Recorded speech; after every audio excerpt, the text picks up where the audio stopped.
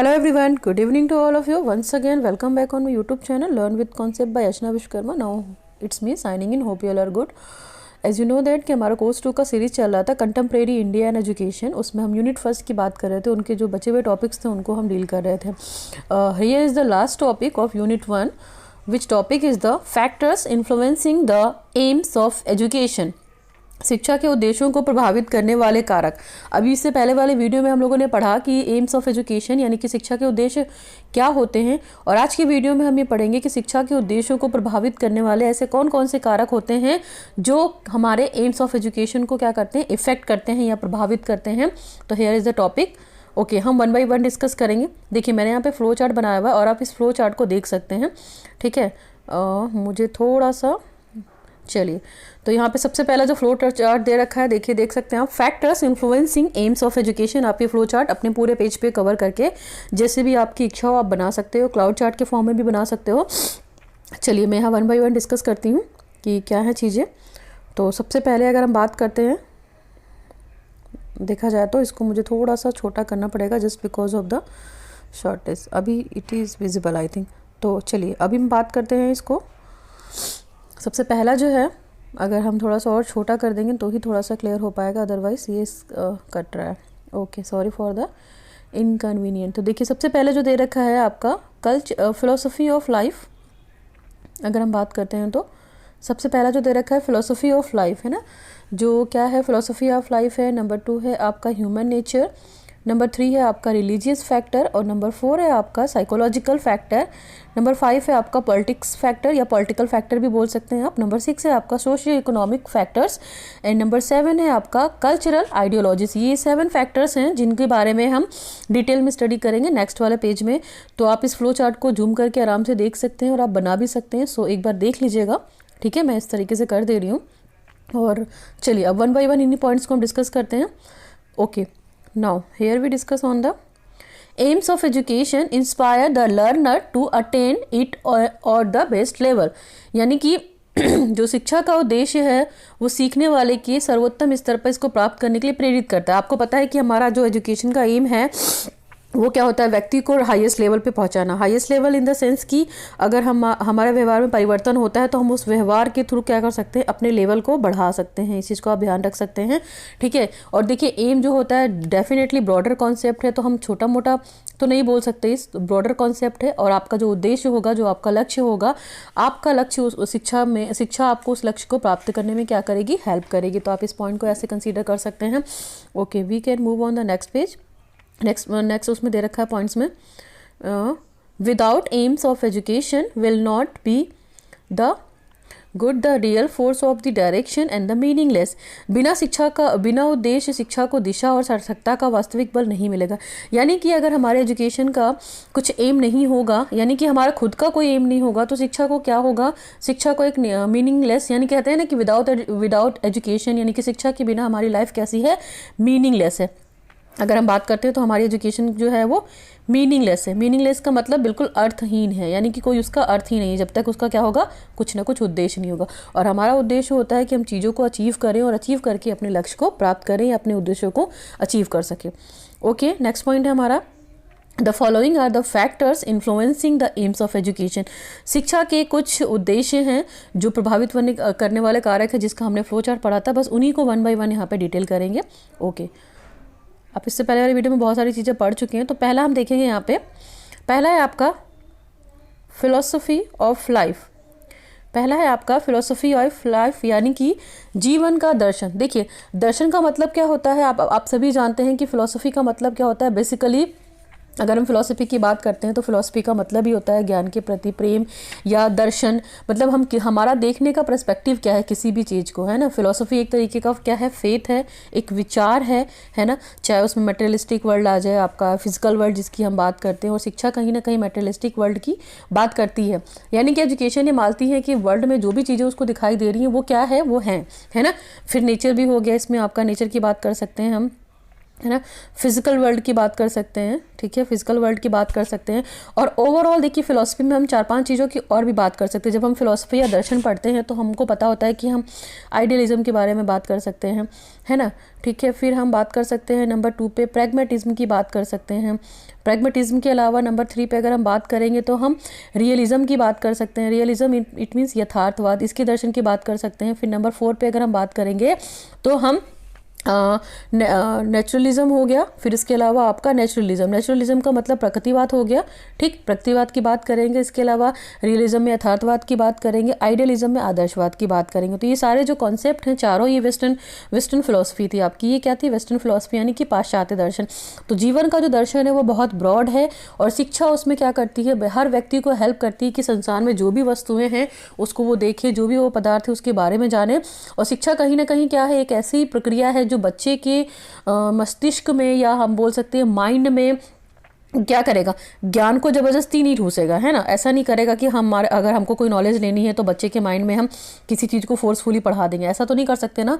हमको बच्चों को ऐसे अपॉर्चुनिटीज़ देनी चाहिए जिसमें वो क्या, बच्चे क्या सीख सकें, चीज़ों को ऑब्जर्व करना सीख सकें, चीज़ों को इंस्ट्रक्ट करना सीख सकें, डिसीजन लेना सीख सकें। यानी कि कुल मिला के थ्योरी पढ़ने के साथ साथ उनको हम क्या करते हैं, प्रैक्टिकल नॉलेज भी देने की कोशिश करते हैं फिलोसफी में, हम इसकी बात करते हैं। इसके अलावा फिलॉसफी में अगर हम बात करते हैं तो कहीं ना कहीं फिलॉसफी जो है एजुकेशन का एक पार्ट है। बेसिकली देखा जाए तो inter related to each other, there are a major concern relationship between the education and philosophy. तो हम एम्स की बात कर सकते हैं, मेथड ऑफ टीचिंग की बात कर सकते हैं, टीचर कैसा है उसकी बात कर सकते हैं, फिर स्टूडेंट कैसा है उसकी बात कर सकते हैं, फिलॉसफी ऑफ लाइफ। तो जीवन का जो दर्शन है वो बहुत बड़ा है।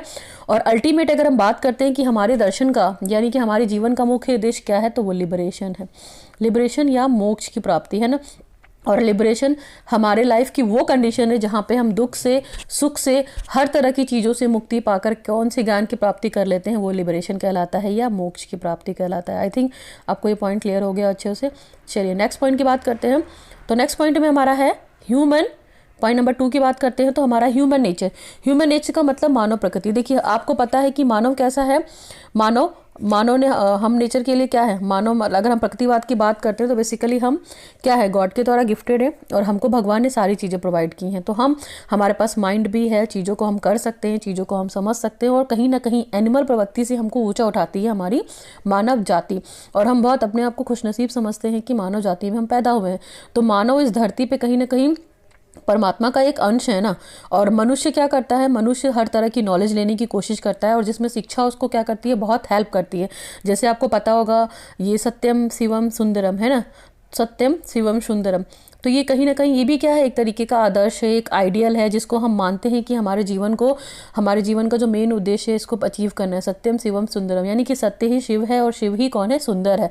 इस स्लोगन को हम अपनी लाइफ में क्या करते हैं, बहुत इंपॉर्टेंस देते हैं। तो ये हमारा नेचर है और शिक्षा के थ्रू हम अपने नेचर में या अपनी प्रकृति में परिवर्तन ला सकते हैं, चीज़ों को करके, सीख के, ठीक है। और शिक्षा देखिए एक टूल का काम करती है, शिक्षा हमको बनाने का भी काम करती है, कहीं ना कहीं कंस्ट्रक्शन का भी काम करती है, कौन, एजुकेशन।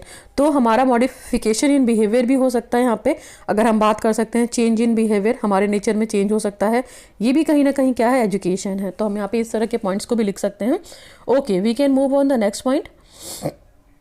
नेक्स्ट पॉइंट में आपका है रिलीजियस फैक्टर। देखिए रिलीजियस फैक्टर में क्या हुआ, रिलीजियस फैक्टर की अगर हम बात करते हैं तो धार्मिक कारक, है ना।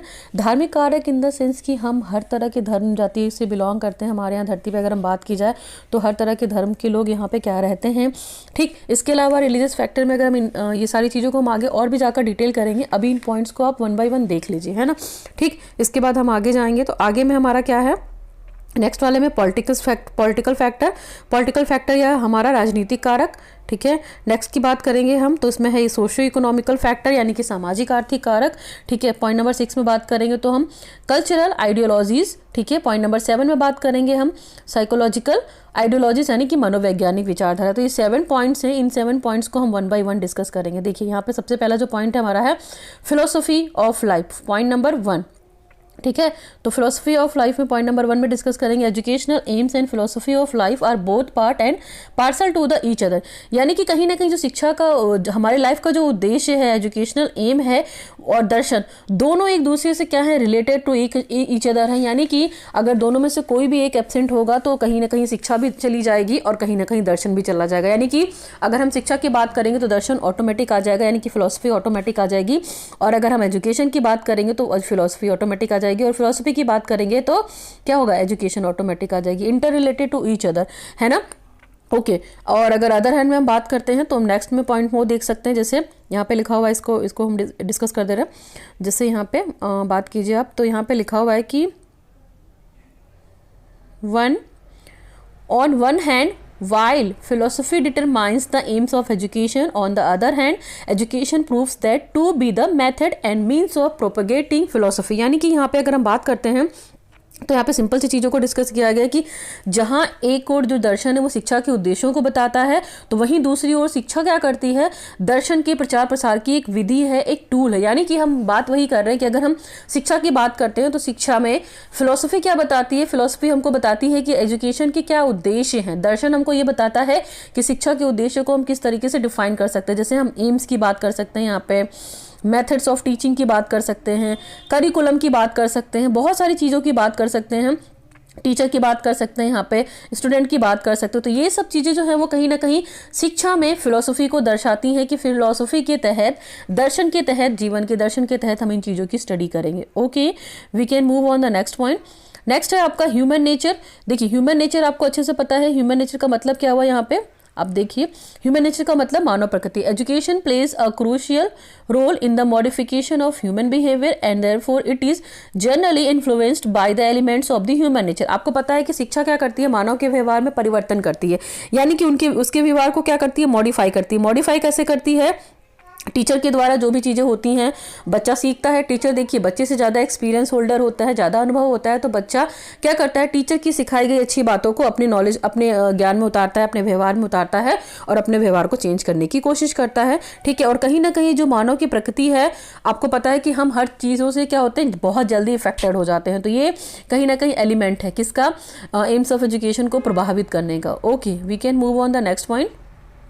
नेक्स्ट में बात कर सकते हैं, therefore the education should focus on the differences observed human nature. इसीलिए शिक्षा क्या करती है, शिक्षा को मानव प्रकृति के अंतरों पर ध्यान देना चाहिए। यानी कि कुल मिला के हमको ये देखना चाहिए कि नेचर किस तरीके से डील कर रहा है। नेचर इन द सेंस में कि हमको नेचर के थ्रू भी क्या मिलती है, एजुकेशन मिलती है। जैसे आपको ये पता है ना कि नेचुरलिज्म को आप जानते हैं, प्रकृतिवाद। तो प्रकृतिवाद का मतलब क्या हुआ, रूसो का ये कहना था कि बच्चे को क्या कर सकते हैं हम, पूरी तरीके से नेचर में छोड़ दें और बच्चे को जो भी शिक्षा लेनी है वो नेचर को क्या करेगा, ऑब्जर्व करके ले सकता है ना। और वो क्या कर सकता है, नेचर में जाकर चीज़ों को खेल कर, छू कर, टच करके ये फील कर सकता है कि ये नेचर है। रूसो का कहना है, रूसो क्या है, एक प्रकृतिवादक है और उनका ये कहना है कि नेचर ने ऑलरेडी बहुत सारी चीज़ें दे रखी हैं बच्चों को सिखाने के लिए, इसलिए स्कूल की ज़रूरत नहीं है। तो जो रूसो हैं वो स्कूल के खिलाफ हैं। ठीक है, उनका कहना है कि बच्चे को जो भी सीखना होगा हम बच्चे को नेचर की गोद में छोड़ देंगे और बच्चा अपने आप चीज़ों को कर करके सीखेगा। तो ये कहीं ना कहीं एस्पेक्ट है एजुकेशन का, जो सारे डिफरेंसेस को क्या करेगा, ऑब्जर्व करेगा। Okay, we can move on the next point. तो नेक्स्ट पॉइंट है हमारा है, wait a minute, next point है हमारा है ह्यूमन नेचर के बाद अगर हम बात करते हैं नेक्स्ट में, तो ये रिलीजियस फैक्टर है ना। तो रिलीजियस फैक्टर में अगर हम बात करेंगे तो आप देख सकते हैं थर्ड कहलाएगा हमारे ख्याल से। ठीक है, रिलीजियस फैक्टर का मतलब क्या हुआ, धार्मिक कारक। तो every religion inculcates different ideals, belief and facts that influences the educational system, है ना। आपको पता है कि जो प्रत्येक धर्म है, ठीक है, उसके बहुत अपने डिफरेंट आदर्श होंगे, डिफरेंट विश्वास होंगे, डिफरेंट तथ्य होंगे, तो वो उनको विकसित करता है। और शिक्षा का जो कारक है वो कहीं ना कहीं क्या करता है, उनको प्रभावित करता है। तो इसलिए हम ये कह सकते हैं कि कहीं ना कहीं जितने भी हम अलग अलग धर्म के जो लोग हैं, अलग अलग चीज़ों से बिलीव करते हैं, तो एजुकेशन क्या करती है, एजुकेशन उसको और प्रभावित करती है। यानी कि शिक्षा के जो उद्देश्य हैं ये डिफरेंट, हमारे हर धर्म का आदर्श, हर धर्म का विश्वास, हर धर्म के फैक्ट से मिलकर बना है। और ये सिस्टम कहीं ना कहीं किसको प्रभावित करती है, हमारे एजुकेशन सिस्टम को। जैसे आपको पता है कि ट्रेडिशन, फॉर एग्जाम्पल, जैसे रिलीजियस फैक्टर का मतलब हम यहाँ पे समझा सकते हैं चीज़ों को कि जैसे बात कर सकते हैं रिलीजियस फैक्टर में, धार्मिक चीज़ों में। तो शिक्षा एक क्या करती है, शिक्षा के जो व्यक्ति शिक्षित है है वो जानता है ना कि रिलीजन का कोई मतलब नहीं है, वो रिलीजन से फ्री है, यानी कि हम अपने धर्म के बारे में सोचने के लिए फ्री हैं, हम अपने धर्म का प्रचार प्रसार कर सकते हैं, हम अपने धर्म के आदर्शों को फॉलो कर सकते हैं। ठीक है, ये सारी चीज़ें हमको कहाँ पे हेल्प करेंगी, शिक्षा उसमें हेल्प करेगी कि हम अपने धर्म के लिए क्या क्या चीज़ों को कर सकते हैं और हमारा अपने धर्म में बिलीव है और हम अपने धर्म का कैसे विकास कर सकते हैं और उनको कैसे आगे ले जा सकते हैं। कहीं ना कहीं शिक्षा के उद्देश्य जो हैं इस पे भी डिपेंड करेंगे कि हमारा शिक्षा का ये उद्देश्य। देखिए, शिक्षा आपको पता है कि हम हर एस्पेक्ट में रिलेशनशिप रखती हैं ना, है ना, हम कहीं ना कहीं मनुष्य हैं तो एनिमल टेंडेंसी से ऊपर ही है ना, हम अपने आप को एनिमल नहीं समझेंगे, हम चीज़ों को बोल के कर सकते हैं, हम चीज़ों को करके कर सकते हैं, है ना। और अगर हमें कोई प्रॉब्लम है तो हम क्या करेंगे, हम सामने वाले से बोल के कन्वे कर सकते हैं। तो यहाँ पे बहुत सारे डिफरेंसेस हैं, हम इनको भी पढ़ सकते हैं। तो एक धार्मिक कारक भी बहुत बड़ा फैक्टर है शिक्षा के उद्देश्यों को प्रभावित करने के लिए। Okay, we can move on the political factor या पॉलिटिक्स बोल सकते हैं हम इसको। ठीक है, तो पॉलिटिक्स में अगर हम बात करेंगे तो आप देखिए, पॉलिटिकल फैक्टर या राजनीतिक कारक में हम no individual can afford the escape from the influences of politics, यानी कि कोई भी व्यक्ति जो है ना वो राजनीति से क्या कर सकता है, बच नहीं सकता। पॉलिटिक्स डर्टी जरूर होती है बट उसको करने वाले गंदा करते हैं। पॉलिटिक्स में कुछ गंदे लोग होते हैं जो पॉलिटिक्स को गंदा करते हैं। तो पॉलिटिक्स के बारे में हमारी यूथ जनरेशन को जरूर नॉलेज होनी चाहिए, उनको ये पता होना चाहिए कि हमारे देश में क्या क्या चीज़ें हो रही हैं। तो पॉलिटिकल चीज़ों को भी हम क्या कर सकते हैं, डिस्कस कर सकते हैं बहुत ही ईजी वे में। इट मीन्स कि अगर हमने पॉलिटिक्स की बात की है तो पॉलिटिक्स में जैसे राजनीतिक अवधारणा की बात कर सकते हैं हम। ठीक है, पॉलिटिक्स में हम और भी बहुत सारी चीज़ों को देख सकते हैं, जैसे साइकोलॉजी की बात करते हैं, है ना। तो पॉलिटिक्स में कुल मिला के हम मनोवैज्ञानिक चीज़ों की बात करेंगे। कैसे बात करेंगे, आप ये भी देख सकते हैं कि जो शिक्षा है कहीं ना कहीं हमारे देश के लिए बहुत इंपॉर्टेंट है। शिक्षा को हम एक प्रोसेस के रूप में देखते हैं, है ना। और आपने ये चीज़ अभी पढ़ी भी होगी कि शिक्षा से हम ये एक्सपेक्ट करते हैं कि व्यक्ति के अंदर एटलीस्ट ऐसी फीलिंग तो क्रिएट हो ना कि वो देश के लिए कुछ काम कर सके, है ना। उसकी वो क्या हो गया, उसकी जो आन शान है वो कहीं ना कहीं देश को समर्पित होनी चाहिए, वो देश में हमेशा देश के विकास के लिए हमेशा क्या हो, तत्पर हो। पॉलिटिक्स ये कहती है। शिक्षा के अगर दृष्टिकोण की बात करते हैं, जैसे मान लीजिए हमारे उस समय की बात है तो विश्व युद्ध जब हुआ था तो हिटलर ने जब ये घोषणा कर दी थी कि शिक्षा को व्यक्ति का हित ना सोचकर राष्ट्र के हित की कल्पना करनी चाहिए, है ना, राष्ट्रहित की बात करनी चाहिए। यानी कि हमको अपने पर्सनल चीज़ों से ऊपर उठकर किसके बारे में बात करनी है, हमको अपने देश के बारे में बात करनी है, कंट्री के बारे में बात करनी है। ठीक है, तो इसलिए व्यक्तियों को हमको क्या सैनिक शिक्षा भी देनी चाहिए, क्योंकि हम क्या है, डेमोक्रेटिक पीपुल हैं। और आपको पता है डेमोक्रेसी का मतलब क्या होता है, पावर ऑफ द पीपुल।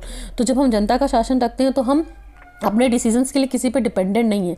कोई भी शिक्षित व्यक्ति किसी और पे निर्भर नहीं रह सकता अगर वो डेमोक्रेटिक व्यवस्था को बहुत अच्छे से जानता है। और वो अच्छे से जानता है कि कम से कम हमारे देश में जो ये 1st to 5th वाली शिक्षा है या प्राइमरी एजुकेशन, वो 6 से 14 साल के जो बच्चे हैं उनके लिए क्या है, फ्री एंड कंपलसरी है ना। आप इस आर्टिकल को जानते हैं। और आर्टिकल की भी बात अगर हम करते हैं तो आर्टिकल 21A है ना, 21A में रखा गया है इसको, तो हम इसको भी यहाँ पे कंसीडर कर सकते हैं आरटी एक्ट 2009 के तहत। तो शिक्षा सभी के लिए फ्री है और वो आगे जाके व्यक्तियों के लिए काम करेगी। ओके, तो इस तरीके से पॉलिटिकल फैक्टर भी एजुकेशन के लिए रिस्पॉन्सिबल है। We can move on the next point. और नेक्स्ट पॉइंट की बात करते हैं तो every individual is influenced by the political scenario of their time. प्रत्येक व्यक्ति जो होता है अपने समय के राजनीतिक परिदृश्य से प्रभावित होता है। यानी कि करंट सिनेरियो में अगर हम बात करते हैं तो हर व्यक्ति को ये पता होता है कि हमारे पॉलिटिक्स में कौन नेता है, कौन अच्छा काम कर रहा है, कौन जनता की भलाई के लिए काम कर रहा है, कौन अपनी पॉलिटिक्स कर रहा है, यानी कि फेवर अगेंस्ट, इस तरह की सारी चीज़ें होती हैं। तो हर व्यक्ति पॉलिटिक्स से इफेक्टेड है। यानी कि हमारा अगर नेता कोई हमने चूज़ कर लिया है, बाय मिस्टेक वो गलत चूज़ हो गया है, तो हमारे देश के लिए काम नहीं कर रहा है, हमारे नगर के लिए काम नहीं कर रहा, हमारे स्टेट के लिए काम नहीं कर रहा, हमारे एरिया के लिए काम नहीं कर रहा। तो मतलब पॉलिटिक्स यानी कि राजनीति का जो परिदृश्य है, सिनेरियो जो है, परिदृश्य जिसको बोलते हैं, हमारे आसपास का दृश्य, तो वो कहीं ना कहीं इफेक्टेड करता है मनुष्य की चीज़ों के लिए। तो हम इसके बारे में डिटेल डिस्कशन कर सकते हैं। ओके, चलिए we can move on the political setup determine. Next point हमारा है the political setup determines the system of the education in any given society. यानी कि राजनीतिक सेटअप किसी भी समाज में शिक्षा की प्रणाली को निर्धारित करता है। यानी कि अगर पॉलिटिक्स अच्छी है, नेता अच्छे हैं, तो हमारे देश के शिक्षा के भविष्य के लिए जरूर सोचेंगे कि फ्यूचर में एजुकेशन कैसी होनी चाहिए। जैसे अभी की बात करते हैं तो डिजिटल एजुकेशन बहुत ज़रूरी है ना। बच्चे को पता होना चाहिए कि डिजिटल एजुकेशन क्या होती है, क्योंकि टेक्नोलॉजी बहुत हावी हो गई है हमारे देश पे और हम एजुकेशन के माध्यम से क्या कर सकते हैं, अपने देश को बहुत आगे ले जा सकते हैं। साइंस एंड टेक्नोलॉजी की बात की जा सकती है ना। यहाँ पे हम साइंस एंड टेक्नोलॉजी की बात कर सकते हैं। कि साइंस एंड टेक्नोलॉजी के माध्यम से हम शिक्षा को ऊपर उठा सकते हैं। तो ये सारी चीज़ें कहीं ना पॉलिटिकल सेटअप को भी डिस्टर्ब करती हैं। अगर पॉलिटिकल सेटअप अच्छा है तो हमारे समाज के लिए वो अच्छा काम करेगा, और जब हमारा समाज अच्छे से शिक्षित होगा, वेल ऑर्गेनाइज्ड होगा, वेल डेवलप्ड होगा, तो वो आगे फ्यूचर में अच्छा काम करेगा यूथ जनरेशन के लिए और अपने शिक्षा के लिए। और जब शिक्षा का अच्छा भविष्य होगा तो हमारे देश का भविष्य ऑटोमेटिक बहुत अच्छा होगा। Okay, we can move on the next point. तो नेक्स्ट पॉइंट में हमारा है कल्चरल आइडियोलॉजीज। और कल्चरल आइडियोलॉजीज का मतलब क्या हुआ, हमारा सांस्कृतिक आदर्श, है ना। सांस्कृतिक आदर्श का मतलब क्या हुआ कि हम अपनी संस्कृति को क्या करेंगे, कंजर्व करेंगे। आपको अच्छे से पता है कि हमको शिक्षा का उद्देश्य क्या निर्धारित करता है कि हमको अपनी संस्कृति को बचा के रखना है। हमको अपनी संस्कृति को क्या करना है, एक संस्कृति से एक जनरेशन से दूसरी जनरेशन तक फॉरवर्ड करना है, यानी कि जीवन से लेके G2 तक जाना है। यानी कि हम अपनी जो संस्कृति है, जो कल्चर है, जो हमारा बिलीफ है, जो हमारा विश्वास है, वो क्या है, वो एक जनरेशन से दूसरे जनरेशन को देने की कोशिश करते हैं, अपनी कल्चर की अच्छी बातों को, और दूसरे की कल्चर की अच्छी बातों को क्या करते हैं, अडॉप्ट करते हैं, है ना। तो हमें बहुत सारे देशों का कल्चर भी पता होना चाहिए। बहुत सारे देशों का कल्चर पता होने से क्या होता है, हमको ये पता होता है कि हमने अपने कल्चर में कौन सी नई चीज़ें सीखी हैं, कौन सी नई चीज़ें ऐड कर ली हैं। जैसे आपको पता है कि हमारे कल्चर में वैल्यूज़ की बात है, आदर्श की बात है, आइडियल की बात है ना, आइडियलिज्म की बात है। हम कितने भी मॉडर्न होंगे बट हम क्या होंगे, वैल्यूड होंगे ना, हमारे पास वैल्यूज़ होने चाहिए। और अगर वैल्यूज़ खो देंगे तो हमारे शिक्षित होने का कोई मतलब नहीं है। तो इसलिए अपनी संस्कृति को क्या करना है, बचा कर रखना है और अपनी संस्कृति का संरक्षण करना है हमको। हम कितने भी मुसीबत में हो अपनी संस्कृति को कभी नहीं खोएंगे। और यहाँ पे बेसिकली मान के चलिए कि जो व्यक्ति का विकास है कहीं ना कहीं संस्कृति पे निर्भर करता है ना। जैसे सोसाइटी का विकास कैसे हो सकता है, शिक्षित लोगों से हो सकता है। शिक्षित लोग कहाँ से आएंगे, शिक्षा के थ्रू नॉलेज लेंगे, शिक्षा के थ्रू ज्ञान लेंगे। तो आपको पता है कि जब हम हर तरह का ज्ञान लेने की कोशिश करेंगे तो शिक्षा कहाँ हेल्प करेगी हमको, अपनी स्पिरिचुअल लाइफ जीने के लिए, कल्चरल लाइफ जीने के लिए, हर तरह की लाइफ जीने के लिए क्या करेगी, फ्री करेगी, है ना। तो यहाँ पे इन पॉइंट्स को हम यहाँ कंसीडर कर सकते हैं। Okay, we can move on the next point. Next point हमारा है सोशियो इकोनॉमिकल फैक्टर, है ना। तो सोशियो इकोनॉमिकल फैक्टर में देख सकते हैं हम क्या लिख सकते हैं। सोशियो इकोनॉमिकल फैक्टर का मतलब है सामाजिक आर्थिक फैक्टर। सामाजिक आर्थिक फैक्टर कैसे रिस्पॉन्सिबल है, समाज, the socio economic scenario of the society largely influences the educational system. समाज का सामाजिक आर्थिक परिदृश्य काफ़ी हद तक शैक्षिक प्रणाली को क्या करता है, प्रभावित करता है। जैसे आपको पता है कि सोशियो इकोनॉमिक फैक्टर यानी कि समाज की आर्थिक स्थिति कैसी है, अगर बहुत वीक है तो हमारी शिक्षा क्या होगी, हमारी शिक्षा पे वो बहुत इफेक्ट करेगी, हमारी शिक्षा के उद्देश्यों पे वो बहुत इफेक्ट करेगी। क्यों, क्योंकि देखिए हम अगर बहुत ज़्यादा वीक होंगे सोशली तौर पे, इकोनॉमिकल तौर पे, फाइनेंशियल तौर पे, तो ये टोटली इंडिकेट करता है कि यहाँ पे यानी कि कम लोग लिटरेट होंगे, कम लोग पढ़े लिखे होंगे। जब कम लोग पढ़े लिखे होंगे तो उनका आर्थिक स्ट्रक्चर भी बहुत अच्छा नहीं होगा, उनका सोचने का तरीका भी बहुत अच्छा नहीं होगा। तो इस तरह की चीज़ें यहाँ पे आती हैं इकोनॉमिकल फैक्टर में। अगर हम बात करें तो राजनीतिक फैक्टर में, है ना। तो राजनीति का और यहाँ पे सोशियो इकोनॉमिकल फैक्टर का मतलब है आर्थिक फैक्टर, है ना। तो इकोनॉमिक्स से मतलब क्या हुआ, इकोनॉमिक्स से मतलब आपको अच्छे से पता है कि चीज़ों की क्या बोल सकते हैं मौसमी कि अगर शिक्षा हमको ये एक्सपेक्ट करती है कि जो हमारी बेसिक नीड है ना, जो हमारी बेसिक नीड है कम से कम उसको तो फुलफिल करें, यानी कि अपने रोटी कपड़ा मकान के लिए हम किसी पे क्या हो, डिपेंडेंट ना हो, है ना। कहीं ना कहीं अगर हम जैसे मान लीजिए जो कम पढ़े लिखे हैं तो हमको क्या होगा, हमको जॉब लेने में बहुत दिक्कत होगी। तो ऑटोमेटिक है कि हमारी क्या होगी, सोसाइटी का स्ट्रक्चर बहुत डाउन हो जाएगा, है। और अगर हम बात करते हैं कि अगर हम बहुत ज़्यादा एजुकेटेड नहीं है तो जाहिर सी बात है कि जॉबलेस होंगे तो हमारे इकोनॉमिक स्ट्रक्चर भी बहुत क्या होगा, हमारे लिए बेनिफिशियल नहीं होगा, सोसाइटी भी बेनिफिटेड नहीं होगी। तो जब शिक्षा की इकोनॉमिकल पर्सपेक्टिव की बात करते हैं तो एजुकेशन से हम ये एक्सपेक्ट करते हैं कि वो हमारी बेसिक रिक्वायरमेंट के लिए हमको किसी पे भी डिपेंडेंट नहीं बनाएगी, हमको क्या होगा, आत्मनिर्भर बनाएगी। और किस दृष्टि से, आर्थिक दृष्टि से, है ना। और जैसे देखिए शिक्षा जो है वो कहीं ना कहीं क्या करती है, हमारे भविष्य के लिए कुछ प्लान करती है, प्रोडक्ट के फॉर्म में काम करती है। और अगर हमने अच्छी शिक्षा ले ली है तो आपको पता है कि हम अच्छी शिक्षा के माध्यम से अच्छी जॉब लेते हैं और अपनी लाइफ के स्टैंडर्ड को बहुत ऊपर उठाते हैं। और डेफिनेटली कह सकते हैं कि शिक्षा के द्वारा हम कहीं ना कहीं क्या करते हैं, जो हमारा अनएम्प्लॉयमेंट है यानी कि बेरोजगारी को दूर करते हैं। अगर हम पढ़े लिखे हैं तो कुछ ना कुछ रोजगार कर लेंगे अपनी रोजी रोटी कमाने के लिए। तो इस तरीके से सोशियो इकोनॉमिकल फैक्टर भी क्या करती है, शिक्षा के उद्देश्यों को प्रभावित करती है। ओके, यहाँ पे नेक्स्ट पॉइंट देख सकते हैं आप। यहाँ पे नेक्स्ट पॉइंट में लिखा हुआ है the differences could be seen in the differences of the educational system between developed and the under developed country. आप इस डिफरेंस को देख सकते हैं कि जो डेवलप्ड कंट्री है वो किस बेसिस पे बहुत डेवलप्ड हुई है और जो डेवलपिंग कंट्री है वो किस बेसिस पे डेवलपिंग है। यानी कि जैसे हम बात कर सकते हैं इंडिया हमारी क्या है, इंडिया हमारी डेवलपिंग कंट्री है, तो इसका सबसे बड़ा रीज़न है कि इंडिया में एजुकेशन पूरा ओवरऑल कम्प्लीटली फैली नहीं है। यहाँ पे टेक्निकल चीज़ों की कमी है, यहाँ पे साइंटिफिक चीज़ों की कमी है, but rather than the back 10 years अभी बहुत डेवलप हो गया है हमारे एजुकेशन सिस्टम में। तो आप ये देख सकते हो कि शिक्षा के उद्देश्य कैसे प्रभावित करते हैं हमारे डेवलप्ड कंट्री को और डेवलपिंग कंट्री को। तो जो डेवलप कंट्री है जैसे जस्ट लाइक अगर हम बात करते हैं चाइना, है ना, चाइना हो गया, तो आपका यूएसए हो गया, ठीक है, फिर इंग्लैंड हो गया, ये सब क्या है, ये सब टेक्निकली बहुत स्ट्रॉन्ग है और टेक्निकली बहुत मैनेज्ड है, यानी कि साइंटिफिक चीज़ें यहाँ पे बहुत ज़्यादा हैं। और देखिए साइंस और टेक्नोलॉजी का हमेशा फ्यूचर क्या होता है, स्ट्रॉन्ग होता है। तो इसलिए हम एजुकेशन के माध्यम से इन सब चीज़ों को और अच्छे से अडॉप्ट करने की कोशिश करते हैं और साइंटिफिक चीज़ों की भी बात करते हैं। Okay, we can move on the next point.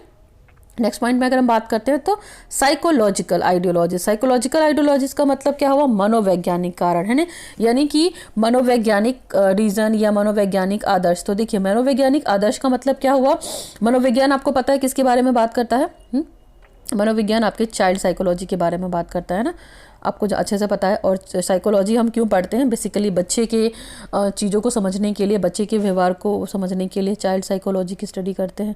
और साइकोलॉजी का मतलब ही क्या होता है, चेंज इन बिहेवियर। अगर हम आज के टर्म में बात करते हैं तो चेंज इन बिहेवियर, अगर हम अपने व्यवहार में कुछ परिवर्तन कर पाए हैं चीज़ों को पढ़ के, तो हम साइकोलॉजी को समझते हैं और बच्चे की साइकोलॉजी को भी समझते हैं।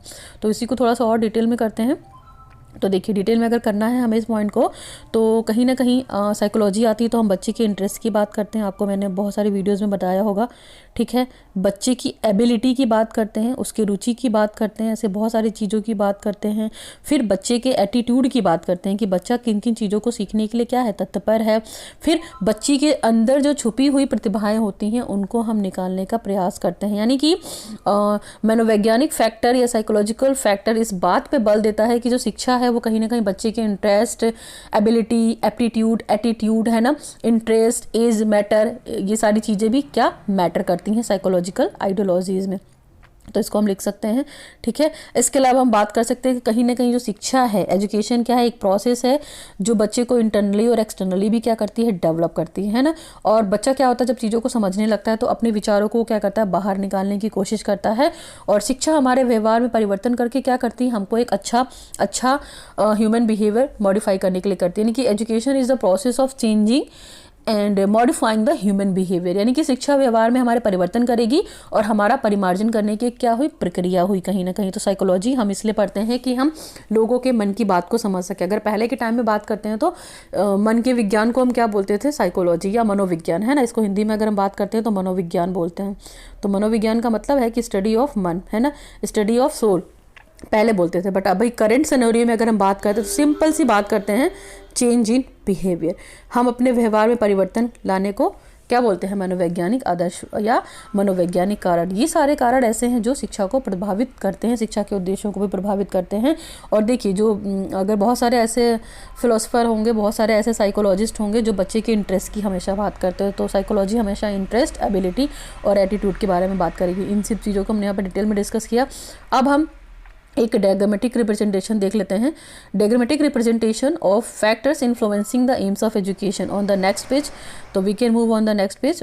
इसको आप देख लीजिएगा, मैं इसको शॉर्ट कर दे रही हूँ और आप इसको जब आप बनाना होगा नोट्स तो आप जूम करके देख सकते हैं। देखिए यहाँ पे लिखा हुआ मैंने एजुकेशनल एम्स, है ना, ये ऐसे एम्स हैं जो क्या है, प्रभावित करते हैं कहीं ना कहीं चीज़ों को। तो आप देखिए यहाँ पे जैसे सबसे पहले मैंने वही वाली बात की है कि फिलोसफी ऑफ लाइफ हो गया, ह्यूमन नेचर हो गया, रिलीजियस फैक्टर हो गया, ठीक है, पॉलिटिकल फैक्टर हो गया, सोशो इकोनॉमिकल फैक्टर हो गया, और सबसे नीचे अगर लास्ट में हम जाएंगे तो हमारा कल्चरल फैक्टर हो गया। तो ये इसका एक डायग्रामेटिक रिप्रेजेंटेशन था, आप इसको आराम से पढ़ सकते हैं और यहाँ से डिस्कशन कर सकते हैं। तो आप इसको देख लीजिएगा और देख के आप नोट्स बना सकते हैं इजी वे में, कोई इशू नहीं है। फिर भी इन केस अगर इस टॉपिक में कोई दिक्कत होती है तो हम फिर से डिस्कस कर देंगे, कमेंट सेक्शन में कमेंट कीजिएगा। और आज हमने जो टॉपिक कवर किया है, हमने यूनिट 1 का लास्ट टॉपिक है ये। अब इसके बारे में, इसके बाद हमारा यूनिट 1 का कंप्लीट होता है टॉपिक। जो आज का टॉपिक था, factors influencing the aims of education, शिक्षा के उद्देश्यों को प्रभावित करने वाले कारक। So thanks for watching the video. Okay, signing off, learn with concept.